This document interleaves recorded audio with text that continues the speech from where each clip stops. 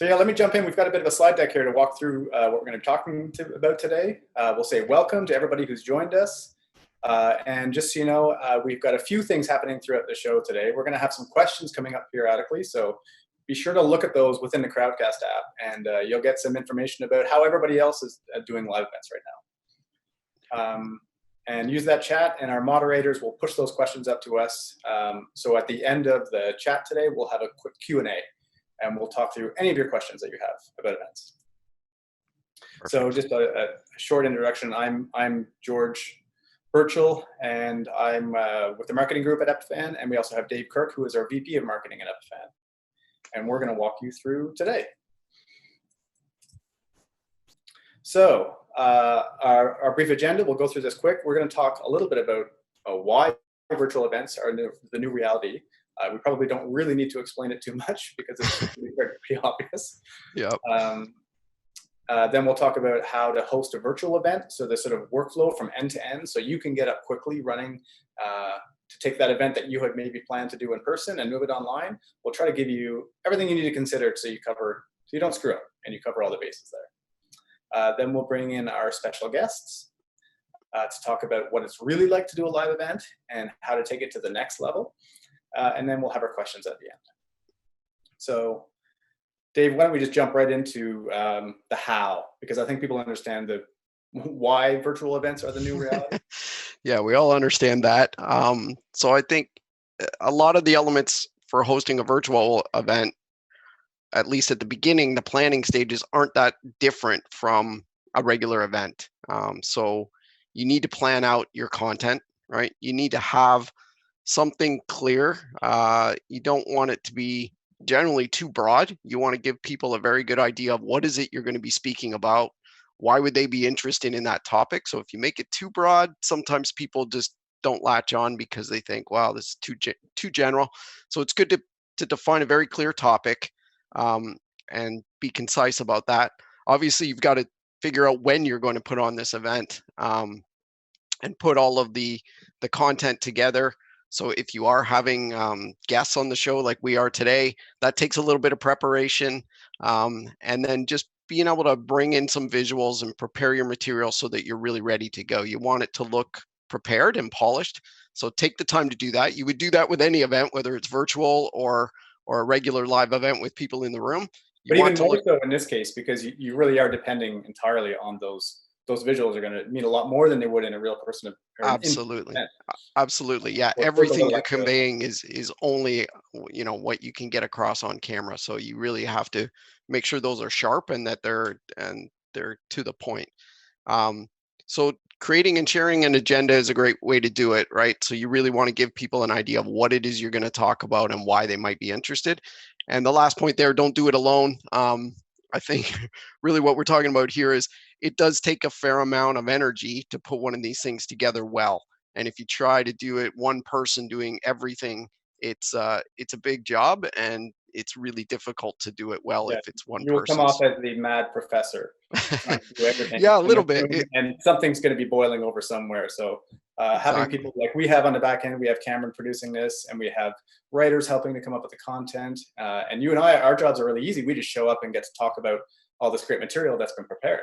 That's right. And we've done some other things to promote it already. So yeah, there's a number of people involved in the preparation and then also again in the execution. So we'll talk a little bit about how to promote it. So creating a landing page and a registration form or a registration page is a great way to kind of tell people exactly, however you're reaching them, whether it's social media or through ads or through email campaigns, you want to have some kind of landing page or something where they can come and see more information and get something that kind of whets the appetite a little bit more. So that first contact, whether that's an ad or an email, needs to get their attention. Then they're going to want to see some more detail. It's great to have a registration page for them to come to that's got some more content, hopefully some eye-catching visuals there where people land and go, okay, this looks like it's going to be well done. It's going to be well presented. I'm interested. I'm going to leave my details and I'm going to register. And the good news is there's so many great tools to do all of this right now. I mean, we both know half of Silicon Valley is building a tool for helping you share your content to the world, whether it's a webinar platform or a digital marketing platform. But there's a lot of really smart people making really great tools to get your messages out there. So you can have fun and experiment here with this promotion side of things. Absolutely. And if you haven't done it already, some of these tools are really not that intimidating. You can get started fairly quickly. Hootsuite's a good example of just a way to manage, messages that go out on your social. So being able to time those and then keep track of those. Active Campaign is something you can use, or Marketo. There's a whole bunch of tools, as you said, George, that you can reach out to people and keep track of who you've contacted and what messages. And if they respond, you've got a way to track those responses and follow up if they have questions. So there's lots of tools out there. We use a few of them. We use Active Campaign here. We use Hootsuite and some other tools to not just for live events, but for all of our digital communication. So these tools make that job so much easier. So it's really worthwhile spending a little bit of time getting to know the simpler tools and putting them to use for you. So promoting it's important. You need people to show up for the event. That's important. So a little bit of promotion up front goes a long way to make sure the event is going to be successful. That's right. So then you need to consider what kind of format. So we understand we're talking to people coming to us from all kinds of different, doing different kinds of events. You can see in the poll here, the first poll that's up is people asking people if they've ever done an event before. So we have quite a few people here I can see that are voting that they have never hosted an event before. And then there's other people saying they've hosted numerous virtual events. And those could be large events, like they're trying to take a huge trade show and make it virtual, or it could be you're trying to do a internal training demo with your team and you want to find a way to do that effectively. So we realize it's a huge range. And to that end, we kind of thought of, there might be 4 different scenarios here where you want to present in a different way. And the complexity kind of goes up with that. Absolutely. Yeah. Starting with that presenter and a camera, that's obviously the simplest way. You don't need someone, switching camera views or bringing people in and out of the conversation. That's obviously the simplest and sometimes the best approach for certain material specifically, or depending on the tools and the team size that you have to work with, sometimes that is the best choice. And it can be very effective as long as your presentation manner is engaging and the content you have is interesting to the listeners. But certainly stepping it up from that simple one is a nice thing to do if you have kind of the wherewithal to do it. 2-person interview and a screen share works well, sort of like we're doing here. Normally when we would do our virtual events, George and I would be in the same room and we would have one camera shot that encompasses both of us. Here, obviously, we're having to do that virtually because we're in separate locations, but it isn't terribly difficult to do that, again, with some preparation in the front end to make sure you've kind of got all those tools together. I think it gets a little more complicated when you get multiple speakers interacting. That can be again, it adds more engagement. It simulates more like a panel at a conference when you've got kind of multiple people jumping in on topics and adding their point of view, which is great for the audience. A little bit more technically challenging to manage. And one way to kind of work around that in one way is doing multiple presenters, but in succession. And sometimes that just suits the material better, and sometimes it's just a little easier to execute than everybody all at once. So there's a number of ways you can choose to present and the format that you want. And really it should be the material and the tools that you have that kind of help you choose which of these is going to work best for the event you're trying to pull off. And the poll that just went up the question was, are you planning to do a live event in the near future? And unsurprisingly, it is 92% of people who have responded have said they are planning to do an event, which makes sense because that's why you're here today. So we'll try to walk through some of the methods on how to deliver these different scenarios, whether you just want to do something simple with it's you and a camera, but maybe you want a really great looking image on that camera, or maybe you want to do what we're trying to do today, where you have multiple people from different parts of the world chiming in. Yep. and with slides as well. So the complexity goes up with all these setups, but we'll try to get you set up so you're pointed in the right direction. Yep. And we've got another poll going now as well, just to let us know what kind of format, if you have run events or you're planning an event, which of those formats, or maybe there's another format that you're considering in terms of how you're going to bring your event together. There's another poll there. You can kind of give us some feedback there. Yeah, I'd be curious to know the answer to that. We're always making our best guess on how people are going to use video, but there's a lot of different ways to do these things. So yeah, a lot of people are learning as we go. So the next thing you need to do is choose your online delivery method. So how are you going to reach your audience? So once you've got your material together, you know what you want to present, you've got your speakers, if there's multiple people involved, you've solved all of that. Now you need to figure out, how do I get this material in front of the eyeballs that I'm trying to reach?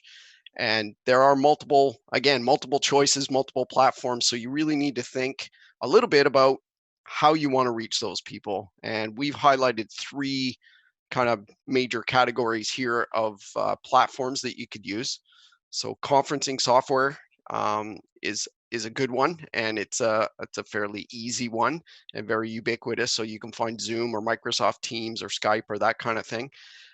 That works really well if you need a lot of two-way communication. So especially if it's a small group and you wanting a lot of kind of voice communication and visual communication back from the audience, then conferencing software allows that, and that can be really great for the right type of group, or a smaller group. On the other end of the scale, if you're trying to reach a very large audience, trying to do that with conferencing software is not going to work very well, and you're not going to benefit from that two-way conversation, because you can't literally interact with 200 people or more at a time. So in that case, if you have a very large event, you're better to plan your event so that it's more of a one-way, more of a broadcast.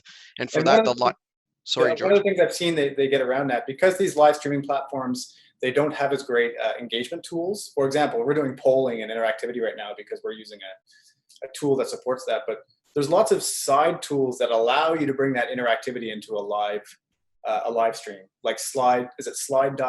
I don't know if you've used that one before, but where people can log in and ask questions, and then you have moderators push those. So there is a way to add interactivity, but there's no way they're nearly as interactive as a full-fledged conferencing tool where you see all of their images. And exactly.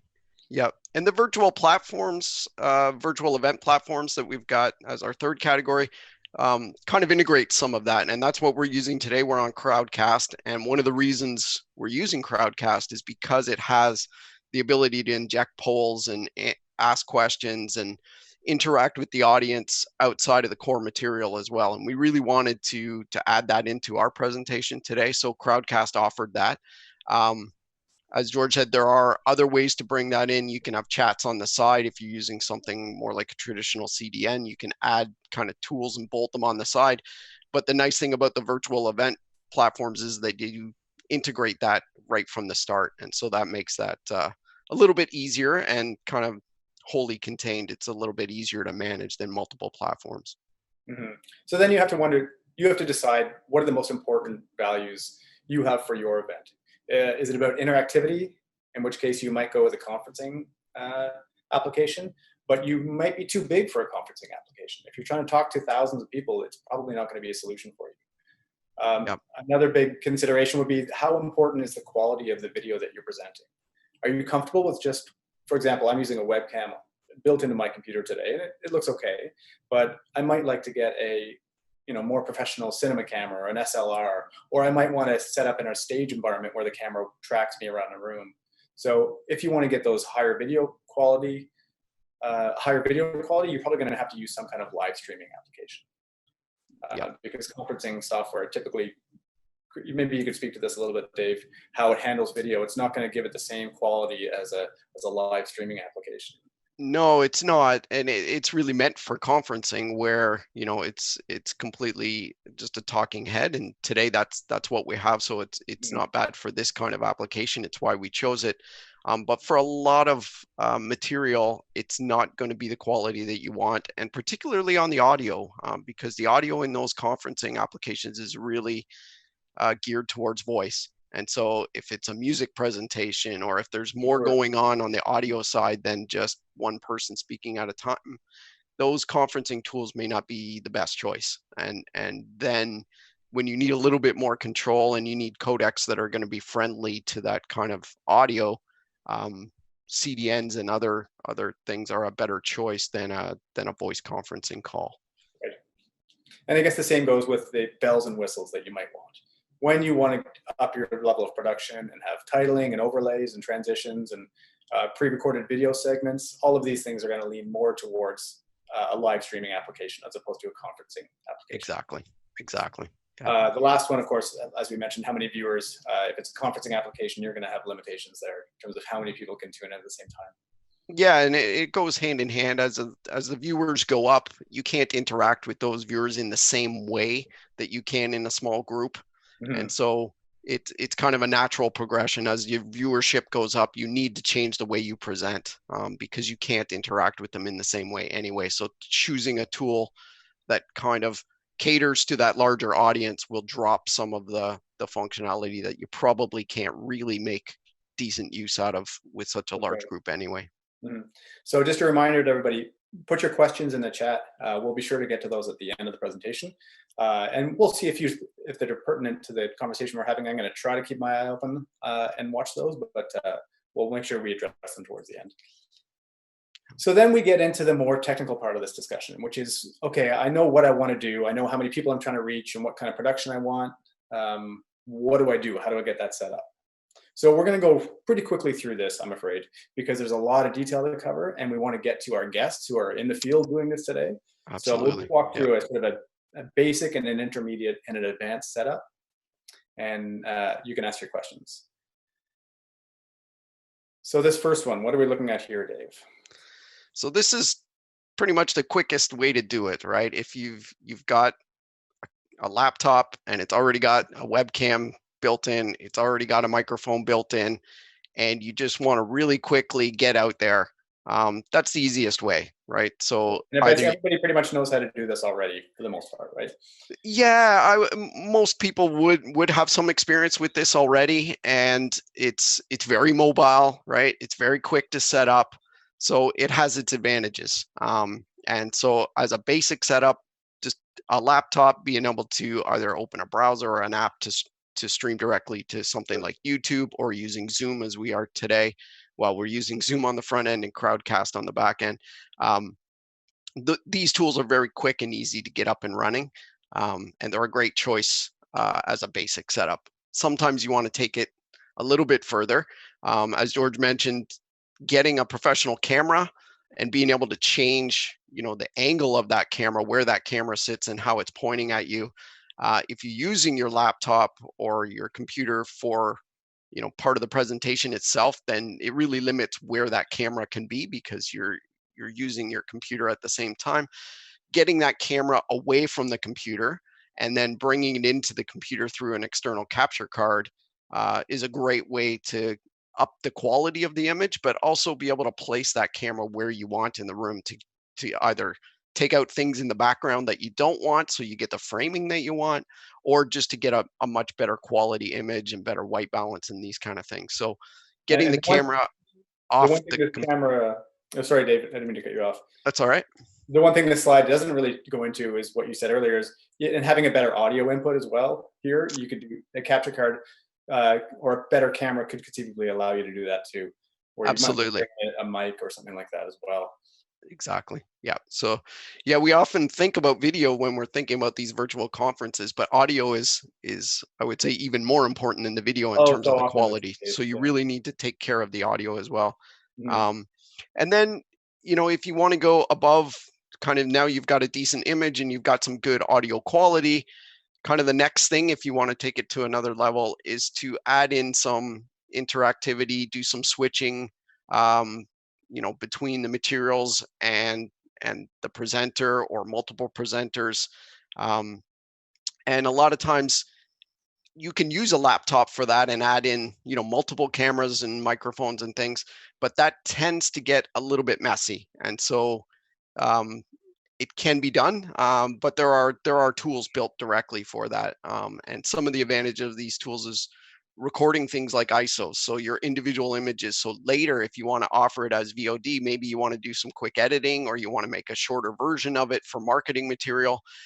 It's great to have recorded kind of the base functionality, either the slides or the camera presenter, and have those files handy, so that if you want to recut it as, you know, some short clip or something like that, you can do that after the fact. So there's definitely some tools to help you with that. So the truth is, we could probably spend this entire presentation talking about this kind of setup. And we're giving you probably too brief an overview here, but we want to bring in our guests now, because we have some people waiting in the wings here who know more about doing professional video virtual production than you or I do, Dave, I'm sure. That's because right. we're doing it for real customers on a regular basis. Yeah. So please welcome, we have Mike Salas, who's the Director of Events for MSAVi Pro. Mike does events for companies like Disney and Pixar, a lot of the Los Angeles-based companies, because that's where part of the world he is from. And we also have Chris Homsley, who is with NEP Sweetwater. And Chris, like Mike, works with really high-profile events where it really matters and they can't afford to fail. Chris has worked with the Grammys, the Super Bowl. You know, I guess that's I shouldn't say anymore, because that's probably enough there. So please welcome, guys. Nice to have you on the show today. Great to be here. Thanks for having us. Yeah. So tell us, what's it like in your part of the world right now? Not the weather. What's it like in regards to people calling you for a live event production or?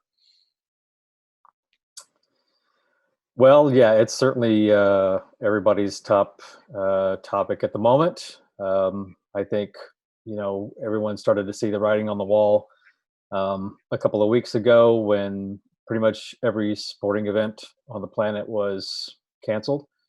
Of course, being part of NEP, a major global company, we saw a plethora of events postpone or cancel.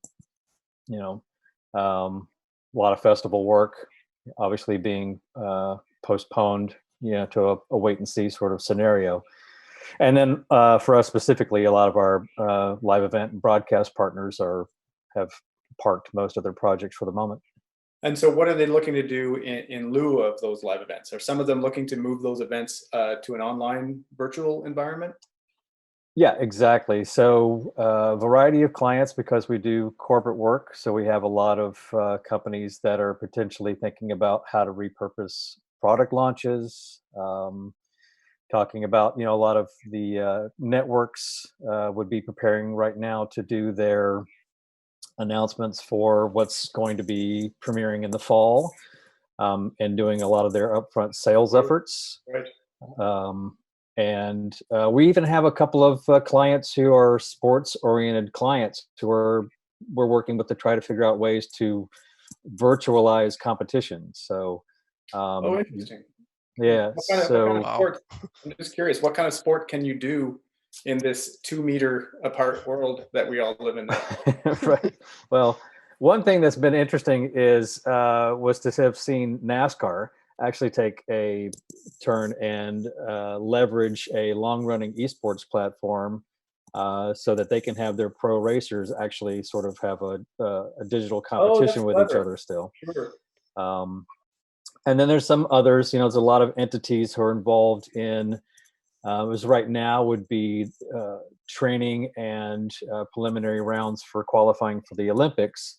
And a lot of sports that are involved in that have other events throughout the year leading up to, you know, building teams or whatever. So, you know, cycling events, there's products out there who, you know, have digital platforms that we're looking into figuring out ways to bring that together and then rebroadcast. So I see. And how about you, Mike? Can you tell us a little bit about your world these days? What kind of calls you're getting? And yeah, hello everyone. You know, similarly to how Chris said, I've actually been operating in the virtual event space for a few years now. So the scope of the projects that we're supporting has changed to a degree. 80% of the business that we supported before would be on-site streaming events, and now you know, those are all virtual. So you know, just like Chris was mentioning, is the broad of clients that we support is huge, whether it's a public event, a private event. Understanding what the client needs, what the vision is, and most importantly, trying to do your best explaining to them in a virtual setting how this is all going to work for them. It's one thing to be able to, in the days of yesterday, invite them over to the shop and give them a full visual of this piece of equipment does this, so on and so forth, if you will, a site walkthrough, and educate them and paint a picture for them in real time. Whereas now you're having to do that with, technology like we're using here. And sometimes, especially for somebody that's not too technical on the other end, understanding what you're trying to do for them or helping them with their end goal is proving to be a little bit of a challenge, but at the same time, it's a fun one. I welcome it. Oh, that's good. Yeah, so it's one more example of a business that's a little bit harder to do online than it is in person, right? You're even dealing with that yourself. Mm-hmm. And what are they asking you for? What kind of, can you tell me about any of the events that they would want to try and move online that would have been an in-person event? Most of what we support is private internal communications. So typically you'd have a live venue with, seats maybe, like 300 people or so. And it's for a global company, right? They want to get their message out. Now we're trying to figure out how to get what would be all those people in the same room together, interacting while still broadcasting their message out. Very similar to how we're holding this chat today, right? We're all over the world, we're all in our own space, but yet we're using a streaming platform to deliver that message to the rest of the world on a very much one-way, element with it. So, yeah. And Chris, I heard something about you're sending out some kits to your customers. Can you tell me a little bit about that? Sure. So we have an active project that we had built, actually had built a 4K studio environment for them to put together a new show. And, all this stay-at-home order happened in the middle of it. And, so everybody was forced off the studio lot. And so the team was pretty agile and able to pivot quickly and set up small kits of cameras and the right kind of connectivity for quality audio, as you've mentioned before, as a concern, so that these folks could still connect privately and still have their cross communications or their round table sort of style of program, and still facilitate their show. And the great thing about broadcast technology is you can also capture, depending upon the camera, in camera on an external device, the native footage.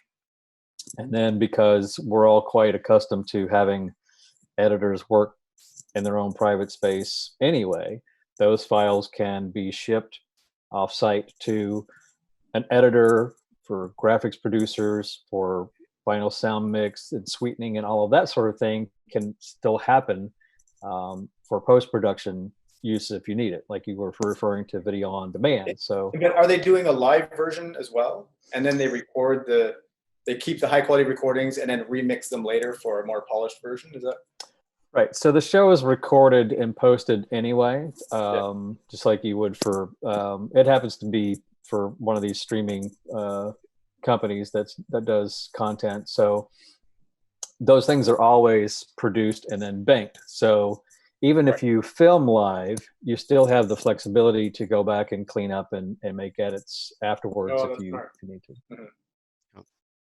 Cool. I have a diagram here that I want you to speak to, Chris. I believe it's one of the setups that you were talking to our producers about. Can you let us and our audience know what we're looking at here?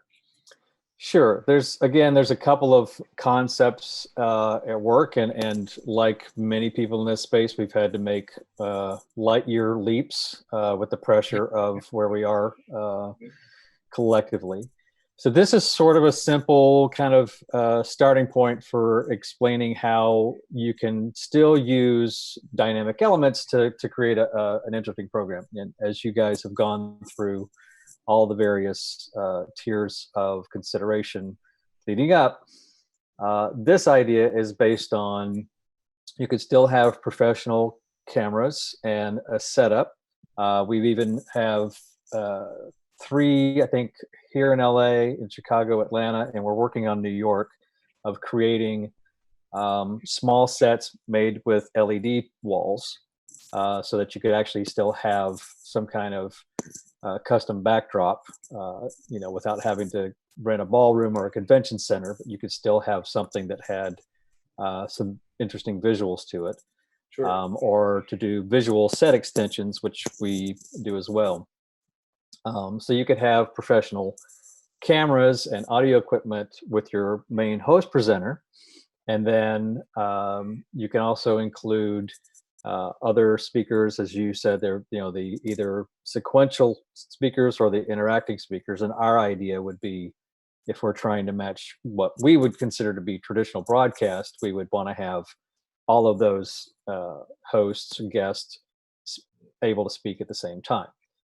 So we would take those signals, those video and audio signals from the various locations, and utilize a back-end hub, which would be accessed by all of the same crew members you would normally see on a live event or broadcast site, with signal switching, graphic overlays, video roll-ins, audio mixing, all those sorts of disciplines to create a vibrant piece of content. That's incredible. Well, I hope it's as successful as it looks like it could be. I'll be curious to hear more about how it all works in a couple of months when you've done more and more of these, right? Absolutely. Yeah. And Mike, I've got another picture of your workstation here as well. Your video village here, which I'm guessing is your office. Can you tell me what are we looking at here? What are all these computers being used for? So this is an example of a virtual event that we supported in the past. Essentially, I'll start all the way to the right there. That machine is using a video conferencing software called BlueJeans, very similar to what you're using here. Sure. To bring in the presenters. I had 3 presenters on this specific event. One was in New York, one was in Nashville, the other was in Burbank. So I brought them into a single, if you want to call it, broadcasting location from that video conferencing software.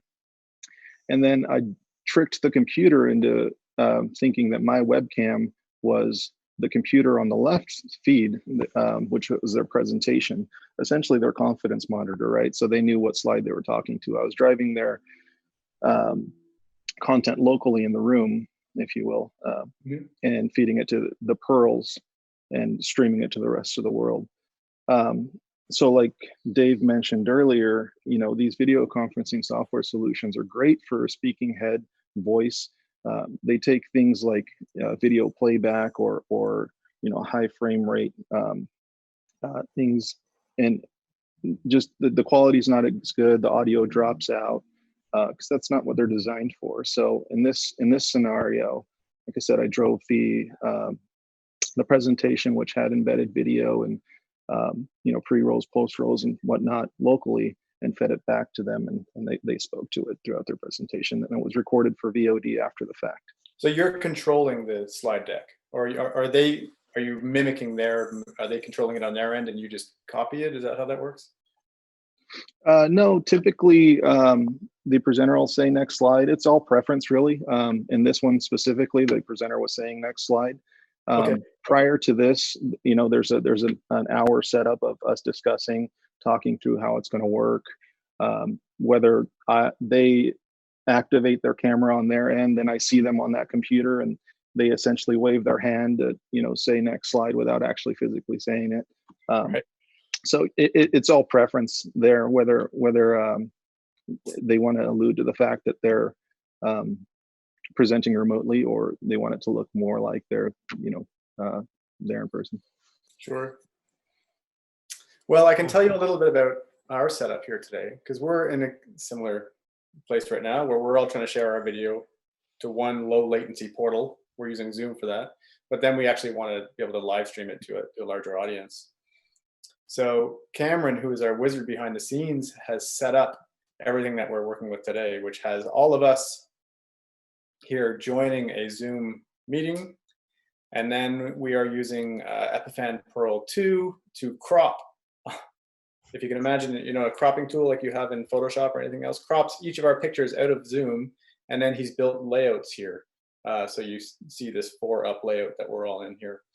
And then we're using the Pearl again to RTMP stream it to Crowdcast. And of course, we have moderators and people helping monitor the questions, and Cameron's doing a great job doing the production side of Pearl, but also of the Zoom platform as well. So that's kind of what we're working through today. Mike, can you think of it? Is this similar to some of the stuff that you might do with your customers? Yeah, exactly. That's very similar to the previous slide that I just spoke to. If you want to look at your diagram here in your Zoom, if you will, that was the machine on my far right. It was just a different operator, video conferencing software, but I was bringing in my presenters in the same form, feeding that to a Perl encoder. There was another element in there that had the presentation machine into the Perl encoder as well. Of course, and, another computer. And the event streaming platform that we were using, and the viewers. Very similar. I noticed, Mike, in your setup, you had 2 of the Pearl 2s stacked on your desk, one on top of the other. Was that purely for redundancy, or are you using them for different functions in your setup? No, that's purely for redundancy. I would say 95% of the events that we support have 2 Pearls, one primary, one backup. Okay, perfect. Yeah, so, I don't think we're doing that today, George, here for us. No, we're not. Well, I think we're running on one, which is maybe a little dangerous, but yeah. Well, Mike is known as the king of redundancy around our office. I know you've talked in the past, Mike, about using satellite trucks as redundancy and completely redundant networks. So there's a coverage all over the place, really. Yeah, and I think that's an important. Sorry, I was going to say, I think that's an important consideration depending on the size and the importance of your event, right? So it's one of the things you need to plan for is you want obviously all these elements, whether it's titling and switching and all of these things, that might be great, but you also have to allocate some room for failure and how tolerant are you going to be for failure? And sometimes that's a matter of, scale and scope. It sounds like, for the kind of clients that Chris and Mike are dealing with, failure is not an option, and redundancy makes a whole lot of sense. For smaller events or those kind of things, people will have to judge for themselves whether that's within the budget or within the setup. It's something to think about for sure when you're planning things out. Yeah, exactly. And it all goes down back to the whole planning and testing of it, right?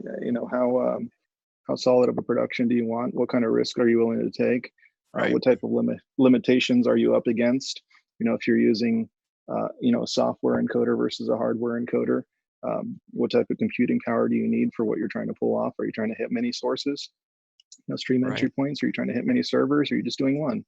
Thankfully, the Pearl, you can do 6 1080p stream simultaneously per, right? So you just break down, what you're willing to compromise and what type of level of production you want to support. Right, that makes sense. Yeah, I think we're also learning through this chat, like there's a certain level that we can expect an individual with a company to be able to do, but at some point they're going to need help from an AV professional if they want to set up a truly redundant network and have best-in-class gear. Like I wouldn't expect everybody who's watching this today to be able to just adopt some of these setups that we've done today, but hopefully they could at least get started with some of the earlier ones, and maybe they build up to this point, or maybe they bring in a professional like you guys here, because you know this better than anybody. So yeah, actually, Chris Homsley and myself collaborated on a very large production that had an online audience of nearly 200,000 people for the band Imagine Dragons. And NEP Sweetwater did the full video scope of it, gave me redundant feeds to a primary and backup Perl. And they were on independent networks that were also backed up by a cell bonded modem. So we had lots of layers of redundancy for that event, but it was an important one and it was big. And, we can even speak to the complexity of planning that, and, getting our streams out to China proved to be a challenge all on its own. I can imagine it's not gotten any easier over the past couple of weeks to get a stream into China. To get anything into China. We have a picture here, which we can pull up, of our producer's workflow, which is showing some of what's going on behind the scenes here, where we have control over the Zoom meetings, control over a titler application called New Blue Titler Live. And in the right-hand monitor, we have the screen share. So in this case, he's sharing the slide presentation.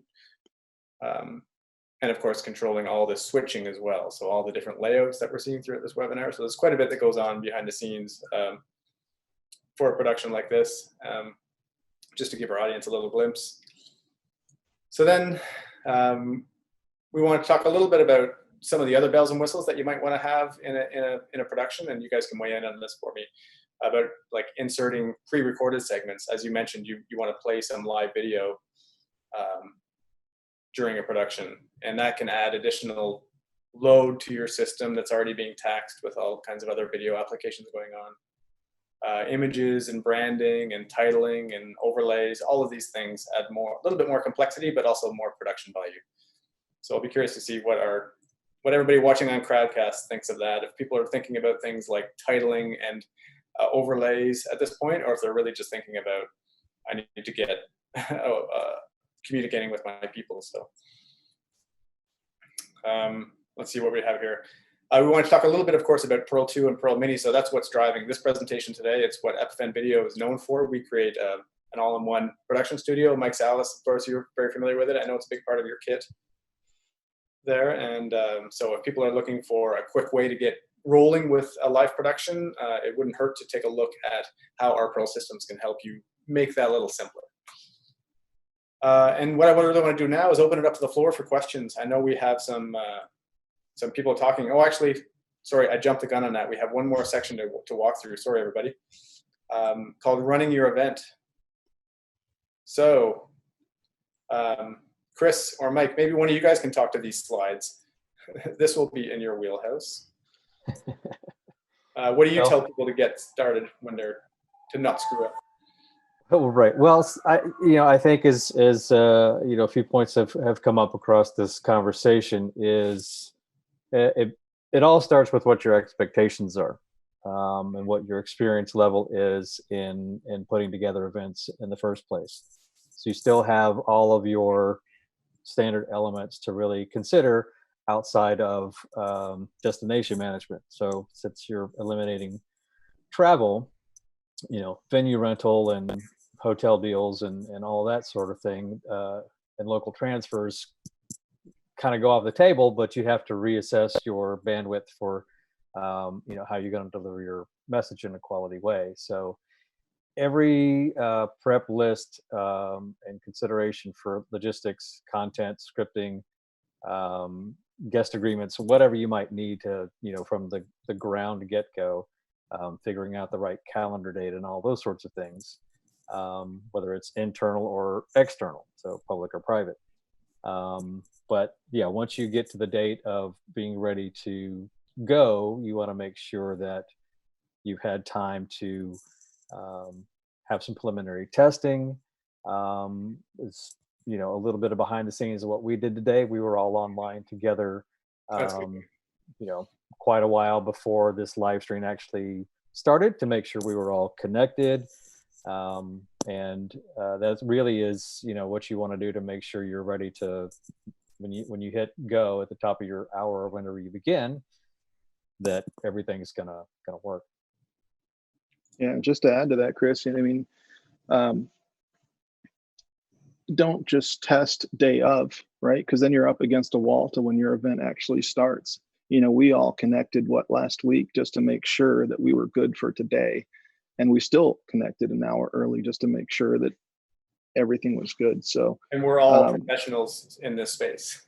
Yeah, exactly. We're all well versed. We're all technical people. We all know how to operate these things, but we're still, you know, far ahead in advance planning. You know, Yes. what could technically go wrong, whether it's, you know, something as simple as my AirPod not functioning, right, or the battery dying, or you know, the webcam not seeing my IO device, and anything, you know. So just factor in every little thing that you will be using for your show and go through it. Make sure it works. Make sure it's operating as expected, and then just text the heck out of it. You know, try and make it fail. Push it to the limit. Know what the limit is, and you'll have a successful show. Excellent. Well, I'm going to turn it now. We have some. I'm going to see what kind of questions we have from our audience here. I'm just taking a look at the Crowdcast app where lots of people have been chatting. So I'll see. I'm going to pull up the little questions poll here and see what people are asking. This is from Amelia Martins asking, we're looking to do large-scale interactive events regularly at no cost to the attendee. What are some cost-effective platforms that support large audiences with interactivity and multiple presenters? So can anybody think of anything offhand? You have things like YouTube, obviously. That's probably where my head goes. The social platforms, right? Yeah, you've got YouTube, Facebook, Twitter, you know, and Instagram. It really depends on. None of those cost anything for the viewing audience, right? It's even if you use a service like Crowdcast or Decast or any of the other, it's the broadcaster's responsibility for the delivery of that. The social media platforms currently aren't charging for the CDN usage, but I feel like that might be in the pipeline. But yeah, just knowing what you want out of your event. Is it a public event? Can anyone access it? Is it a private event that you want a little bit more security behind? There's a little bit of pre-work there to understand before specifically identifying the solution. And we also, if you want to bump that up, you can go to something like Vimeo, where you get a little bit more control over security if you want to be a private event, and still get a good looking video and have some of that interactivity as well. So we have another question, someone asking, can I use just one Pearl 2 to switch back and forth between remote speakers if I am using Zoom? I'm trying to understand So what we're doing here. Exactly. I would say that is going. Yeah, I was going to say that's kind of how we're set up here today. So we're bringing in, you know, the four of us that are participating all on kind of separate connections to Zoom. And then we're using the Pearl to switch, as you see, you know, the 4-up layout we have right now. And when we bring in the slides or we go to a 2-up layout, all of that's being done by Cameron, who's our producer for this event, using a Pearl 2. So all of those individual signals are being brought into the Pearl as individual signals cropped out of Zoom. And then Cameron's able to build multiple layouts to switch in between, you know, whatever he wants the audience to see at that moment. And it could be these titles that you see on the screen, or it could be the slides, or, you know, the 2-up and 4-up kind of layouts that we've been seeing throughout here. So yes, one Pearl 2 can do it. You just have to be prepared to create those layouts and that kind of thing in advance, so that you can easily switch between them on the fly. Here's a question I don't have an answer for, but maybe one of you guys have. What are your thoughts on using virtual event apps like Cvent or Hova, along with something like On24 or Crowdcast? Does anybody here in this group have experience with either of those platforms? It's been a long time since I looked at Cvent. I have some vague recollection of it.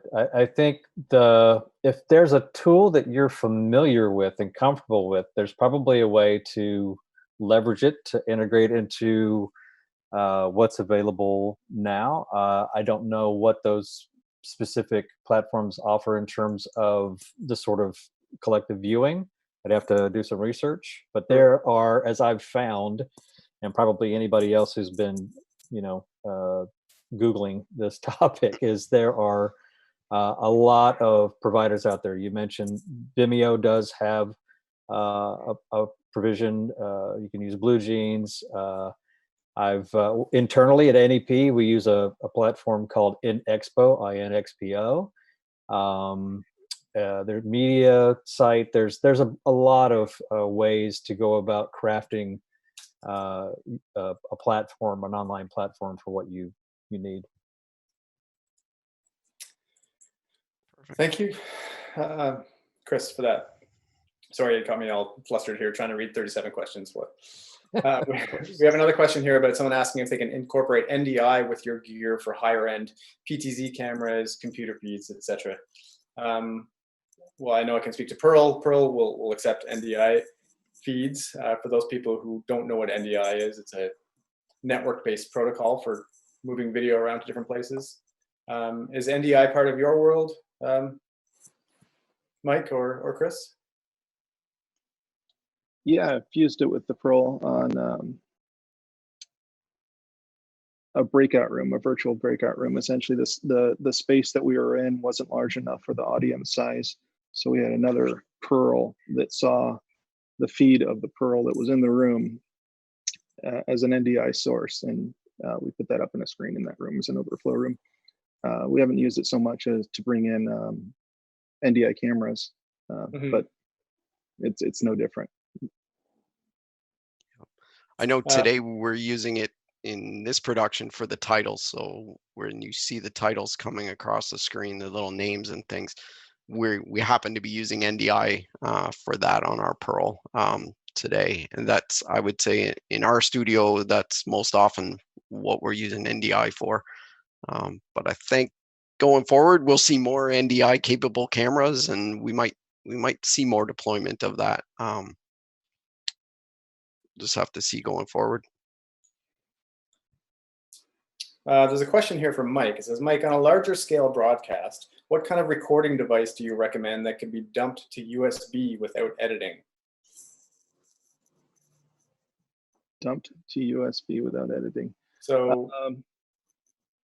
I mean, you can record to the Pearl directly, right, and just pull that off of. That's a compressed recording, MPEG-4, go right onto your computer. So you're not even really dumping it onto USB. You're connecting to the Pearl on the network and then just downloading it from there.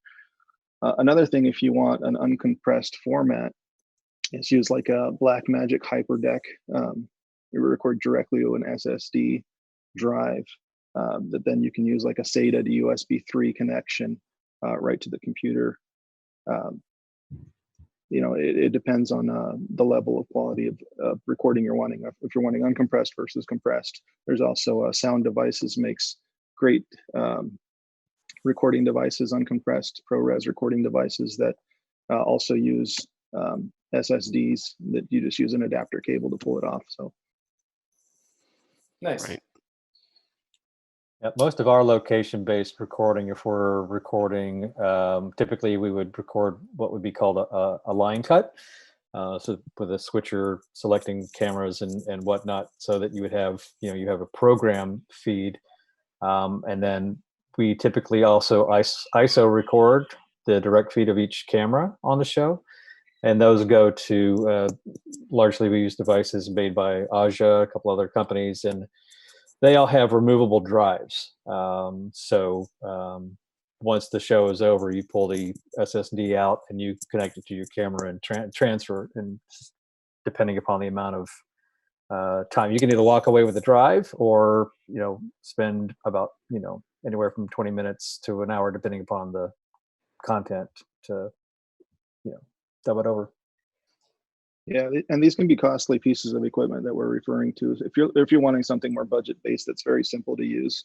You can use an I/O device to record right to the machine. So you're using Wirecast, for example, as a software, or you can use even a Blackmagic makes something similar to a web presenter. I forget what it's called, but it'll record to a mini SD card, and those are fairly inexpensive versus spending a few thousand. Depends on the complexity and of the production and what kind of recording you're wanting, I'd say. But there's a huge scale.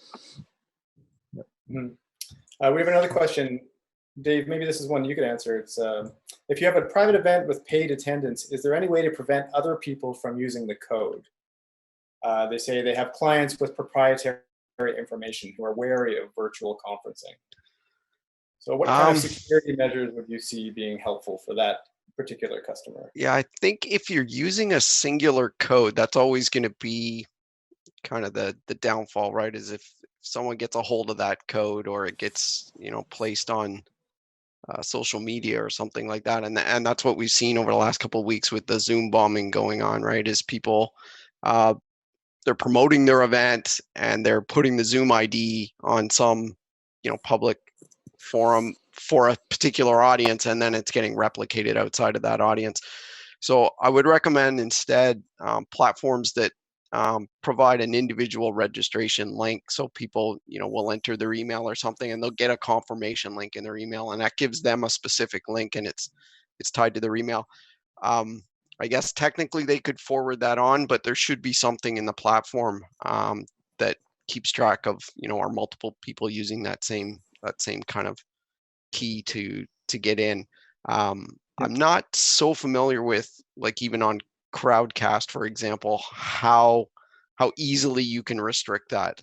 But certainly platforms that have just a single code where you say anyone who has this code, go ahead and log in. That's really difficult to manage if you're worried about content that is only directed for a specific audience. You really need to move to something that manages that audience as individuals, I think. Yeah, you'll probably start hearing the acronym SSO, which stands for Single Sign-On. Yep. Right. Mm-hmm. And that is like, if you like, we've been talking to all different sorts of companies, as I mentioned earlier. I even reached out to Eventbrite, who many people know as a ticketing alternative to Ticketmaster. And anytime you buy a ticket, like when you're going to go to a concert or whatever, is you get a unique code for your purchase. And so you can have that sort of sign up process and even, you know, zero value the ticket. So you're not actually charging people, but then you get a support system. So a lot of platforms are incorporating this into their workflow now to give you that opportunity. So you would need people to sign up and have that database sort of managed on the back end, so that when that email address signs in, you know, that's attached to that ID, then no one else can use it. Right. Yeah, actually, it's Chris and I spoke a couple of weeks ago on pay-per-view style events where not only security mattered, but the event itself was a paid event. How do we support that to, you know, somebody not just taking the link to the event and sharing it publicly, right? To where they can monetize the full experience, and which gave us, you know, an option to look into the different vendors out there. There's different platforms that can work with white label players that will essentially put a paywall in front of your source, so they can't access it without first having purchased a ticket or you know, signed on. You know, whether that ticket has an actual dollar value to it or it's a free, it's still gated in some form or another, you know, behind an SSO type scenario. And then even going further, most of the stuff that we support is highly confidential, and we'll take you know, our player and put it behind our client's SSO, right? So unless you have you know, at Epiphan email or, you know, login credentials, for example, you cannot even hit the page where the webcast is being viewed from, right? And so that's another layer to add to that is knowing where you want the webcast to be viewed from, and then understanding the limitations there.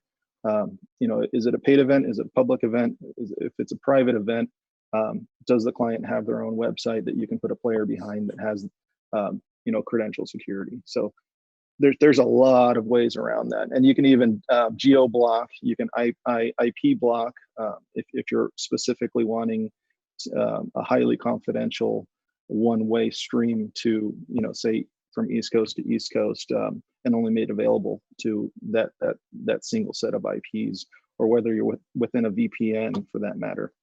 There's a lot of security features you can add.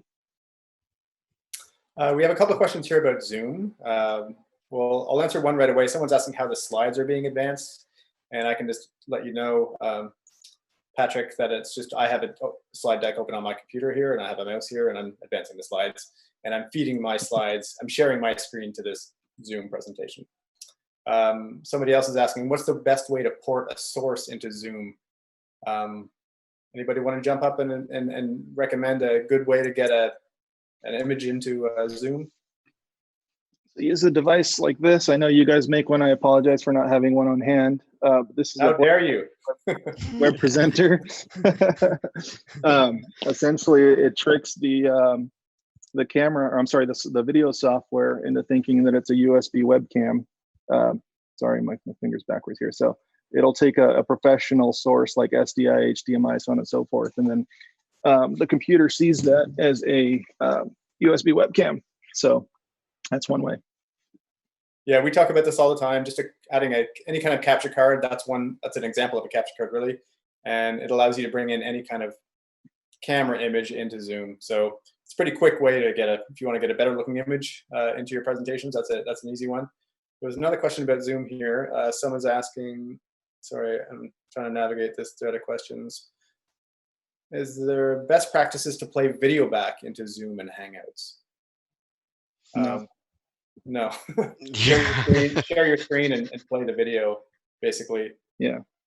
Or capture it again with some other capture card and crop it or something like that. But yeah, as we mentioned earlier, I think most of these voice conferencing or video conferencing platforms just really aren't designed to handle likely the audio that's going to go along with those clips that you're playing, and so it will work, but you won't have the sound quality you probably want, and maybe even the video quality that you would want if you're playing clips back through Zoom. So getting back to the very beginning of the webinar, one of the things you need to think about is what is in your content, and then which platform makes sense for the content that you need to present, or vice versa. If I'm on this platform and that's for whatever reason the only platform I can choose, then maybe leaving that kind of content out of the presentation is the way to go.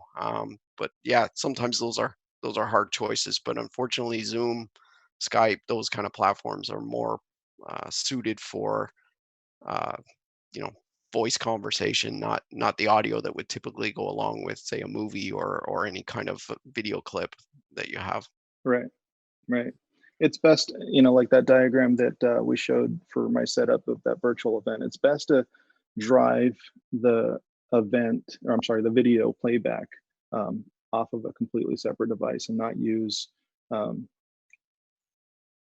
video conferencing softwares like this to share it. Just to give you a little back end on how they operate, they work on what's called a variable frame rate encoding algorithm, right? So if I were to start moving really fast, just like you would with a video, right, 30 frames per second, 60 frames per second, whatever that is, it's trying to encode that as a talking head, and it can't keep up, right? And then the bandwidth increases, which then degrades the video call quality for everyone else, right? Because these are very dependent on a peer-to-peer source connection. So it's just understanding the limitations, and it's just that these video conferencing software solutions are just not designed for that type of sharing. So it's best to, if you can, avoid video playback on these. Just stick to somebody how we're using it here. talking. Yeah, Dave, I think it's something we've discussed previously, and again, little bits and pieces of it have been scattered through our conversation, is starting with your expectations or your requirements of what you desire for your production quality to hit versus what you are willing to compromise on right. for ease of delivery. So Mm. just know what you're getting. If you're, utilize something that's very readily available to everybody, it's not necessarily tuned to do a full-on multi-cut sort of program. Correct. So that's where then we would talk about ways to move that offline and utilize a different, background server hub or something to deliver that sort of more elegant content through a portal. Yep. This is kind of a, sorry, go ahead. I was going to say, and there is always that option, if you need, we talk about one platform or another, but if you need the kind of interactivity that we're having now, but you also want to share some kind of dynamic content, then kind of bolting it on the side is maybe the best way to do it, right? And have, something on a CDN that people can watch, and you kind of direct them to that for a moment, let them see it. It's a little clumsy in terms of the flow, but you'll get the quality there. The other trade-off is you get a much more seamless flow, but the quality's not there. And unfortunately, you need to think about those trade-offs when you're planning out your content and your platforms, and decide which is the lesser evil for you and what you're trying to accomplish. And just taking it a step further, sorry, just taking it a step further there. Go ahead, Mike. I was just going to say, just taking it a step further there, like, for example, think of a church, right? They have a sanctuary that typically has audiovisual components and, if you will, a studio, right? Working studio.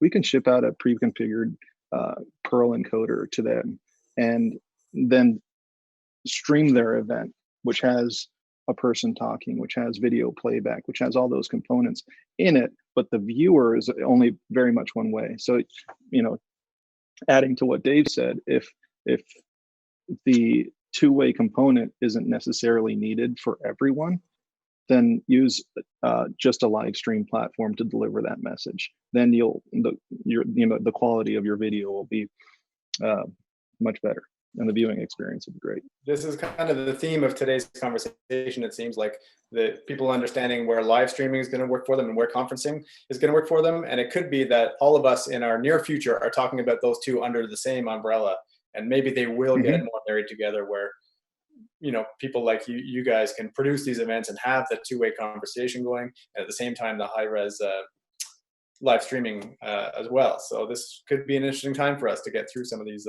and make a better system for everybody. But it is about time for us to wrap up here. We're gone a little bit over time. We had a lot of great questions from our audience, so thanks to everybody who was watching. I also want to let everybody who's watching know that this video will be we'll be posting it on our website. So be sure to check back to epiphan.com and you'll find a link for it there. I think it'll be on YouTube as well. And I really want to thank our guests for joining us today. So thanks so much, Mike and Chris. We really appreciate the time. I know you put a lot of time and effort into making this work for us. And thank you, Dave. Yeah, and thanks to everybody who joined us on the Crowdcast app as well. So that's about it for us for today. And we'll be back here probably with more webinars soon. So be sure to check out our website, epiphan.com. And you can learn all about our Perl systems there as well. Thanks for joining us. Thanks.